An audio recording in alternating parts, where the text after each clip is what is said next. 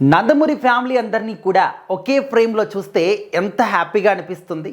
ఈ యొక్క మూమెంట్స్ని ప్రతి ఒక్క నందమూరి ఫ్యామిలీ అభిమానులందరూ కూడా గొప్పగా సెలబ్రేట్ చేసుకుంటూ ఉంటారు. అయితే ఇంత మంచి మూమెంట్స్ని చాలామంది కూడా ఎన్నో రకాల రూమర్స్ని క్రియేట్ చేశారు. ఇటు నందమూరి బాలకృష్ణ గారు, ముఖ్యంగా నందమూరి ఫ్యామిలీ అంతా కూడా ఒకవైపు, జూనియర్ ఎన్టీఆర్ గారు, కళ్యాణ్ రామ్ గారు, వీళ్ళిద్దరు ఒకవైపు, ఫ్యామిలీ అంతా కూడా వీళ్ళిద్దరిని వెలివేసింది అని చెప్పేసి ఎన్నో రోజులుగా సోషల్ మీడియాలో కావచ్చు, మెయిన్ స్ట్రీమ్ మీడియాలో కావచ్చు, చాలామంది కూడా రకరకాల రూమర్స్ వీళ్ళపైన, వీళ్ళ ఫ్యామిలీ పైన స్ప్రెడ్ చేశారు. అయితే బాలకృష్ణ గారు NBK 999 సినిమా తీస్తూ ఉన్నారు.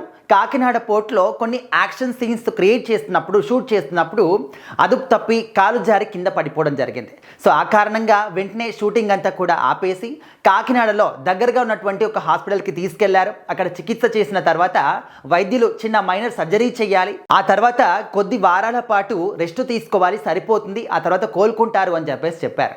సో అక్కడ నుంచి కాకినాడ నుంచి హైదరాబాద్కి తీసుకొచ్చారనమాట బాలకృష్ణ గారిని. ఒక ప్రత్యేకమైనటువంటి విమానంలో తీసుకురావడం జరిగింది. ఇక్కడ ఆపరేషన్ చేస్తారని చెప్పేసి కూడా ఇప్పుడు తాజాగా వచ్చినటువంటి ఇన్ఫర్మేషన్. అయితే ఇప్పుడు మనం ఎందుకు మాట్లాడుకుంటున్నామంటే, గత 2-3 సంవత్సరాల నుంచి, అంతకు ముందు నుంచి కూడా నందమూరి ఫ్యామిలీలో వాళ్ళందరూ కూడా విడిపోయారు. ముఖ్యంగా జూనియర్ ఎన్టీఆర్, కళ్యాణ్ రామ్ ఫ్యామిలీ మొత్తానికి కూడా దూరంగా ఉంటున్నారని చెప్పేసి మనందరం కూడా వింటూ ఉన్నాం, మాట్లాడుకున్నాం కూడా. అయితే బాలకృష్ణ గారికి ఈ విధంగా జరిగింది అని చెప్పేసి తెలిసిన తర్వాత వితిన్ మినిట్స్లోనే ఇటు జూనియర్ ఎన్టీఆర్ గారు, ఇటు కళ్యాణ్ రామ్ గారు ఇద్దరు కూడా ట్విట్టర్ వేదికగా పోస్టులు పెట్టారు. బాలాబాబాయ్, మీరు తొందరగా కోలుకోవాలని చెప్పేసి మేము కోరుకుంటున్నాము. మీ లోపల ఉన్నటువంటి ఆ శక్తి సామర్థ్యాలు మాకు తెలుసు.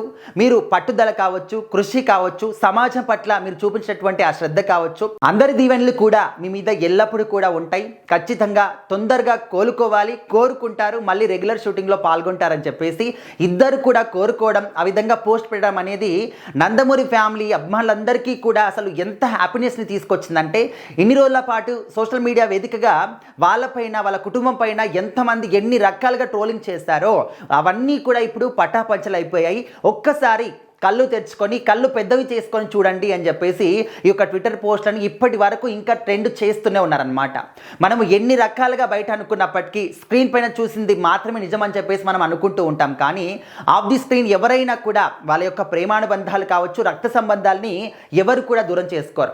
ముఖ్యంగా సెలబ్రిటీస్ విషయంలో వాళ్ళు సినిమాల పట్ల పోటీ ఉండొచ్చు, కానీ out of the cinema content చూసుకుంటే ఒక ఫ్యామిలీ సభ్యుల్లాగా, అన్నదమ్ముల్లాగా ఎంతో అన్యూన్యంగా, ఆప్యాయతలతోని, ప్రేమలతో ఉంటూ ఉంటారు. చాలా సందర్భాల్లో వాళ్ళే ఈ విషయాన్ని చెప్పారు, కానీ మనం మాత్రం పట్టించుకోం. మా హీరో మీ హీరో అని చెప్పేసి, మా సినిమా హిట్ మీ సినిమా ఫ్లాప్ అని చెప్పేసి రకరకాలుగా మనం మాట్లాడుకుంటూ ఉంటాం.